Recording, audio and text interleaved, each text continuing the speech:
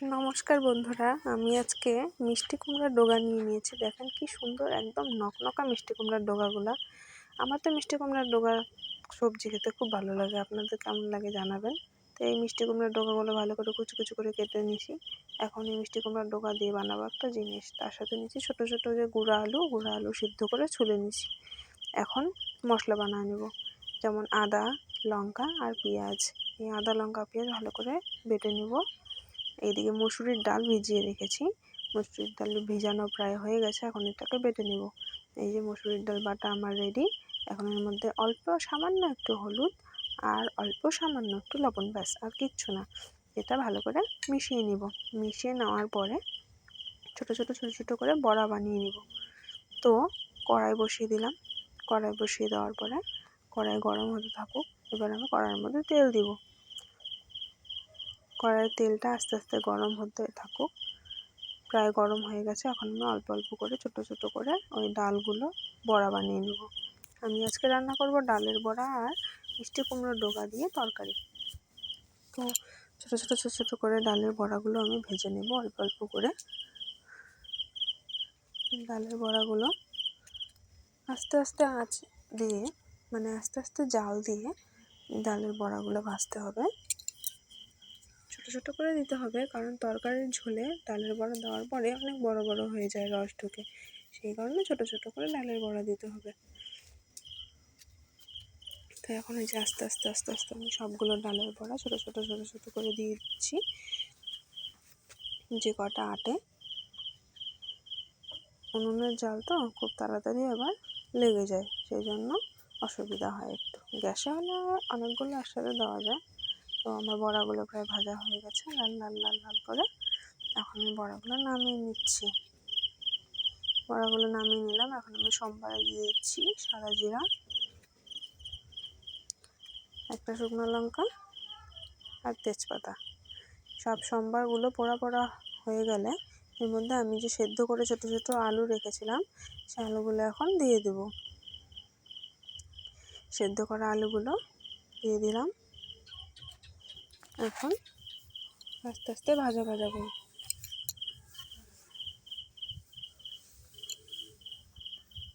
আমি এখন এখানে কিছু মশলা দেব, যেমন সচরাচর আমরা যেগুলো ব্যবহার করি, সামান্য একটু লবণ আর সামান্য একটু হলুদ গুঁড়ো। এখন আমি আলুটাকে আস্তে আস্তে ভেজে নেব। আলুটা প্রায় ভাজা ভাজা হয়ে গেলে এর মধ্যে আমি সেই যে লাউয়ের ডগাগুলো কেটে রেখেছিলাম, মিষ্টি কুমড়োর লাউয়ের ডগাগুলো, সেই মিষ্টি কুমড়োর লাউয়ের ডগাগুলো দিয়ে দেবো।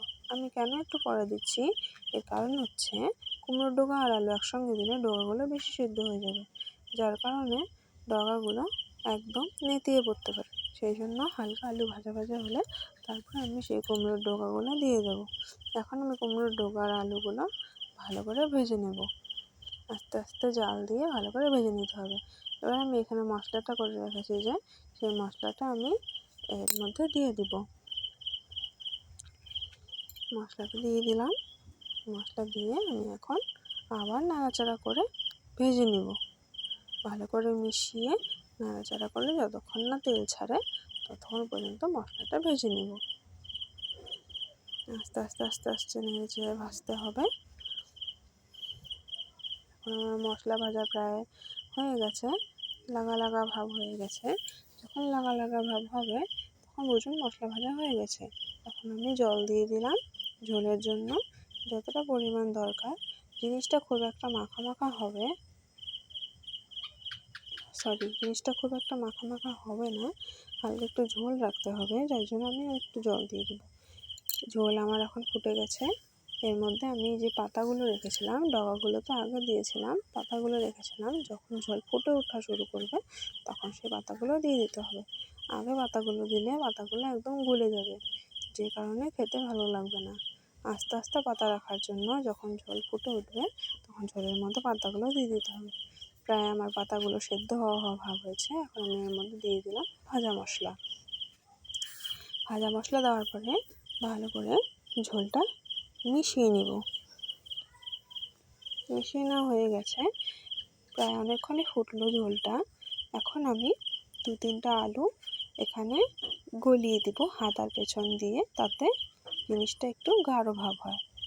এখন আমি ভেজে রাখা বড়াগুলো এই ঝোলের মধ্যে দিয়ে দিব।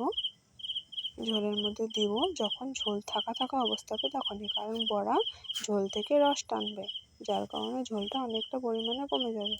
সেই জন্য বড়াটা দিয়ে কিছুক্ষণ বেশি জাল করব। খুব একটা জাল করা যাবে না, তাহলে আবার বড়াগুলো গলে যাবে। তো মোটামুটি আছে জাল করলে যখন দেখবো যে বড়াটা হয়ে গেছে প্রায় ফোলা ফোলা, তখন এখন আমি সামান্য একটু চিনি দিয়ে দিলাম। সামান্য একটু চিনি দিয়ে নাড়াচাড়া করতে থাকলাম। এখন আমি সামান্য একটু গরম মশলা বেটে এখানে মিশিয়ে দিলাম। তো আমার রান্নাটা প্রায় হওয়ার দিকেই গোটা গরম মশলা বেটে মিশিয়ে নিলাম। এখন আমি লবণ চেখে ঝোলটা নামিয়ে নেব। দেখুন তো বড়াগুলো বেশ সুন্দর টসটসা ফুলে উঠেছে, আর এত সুন্দর নরম হয়েছে কি বলবো। এই তরকারির ঝোলটা খেতে কিন্তু খুব স্বাদ। দেখুন আমার তরকারির ঝোল রেডি।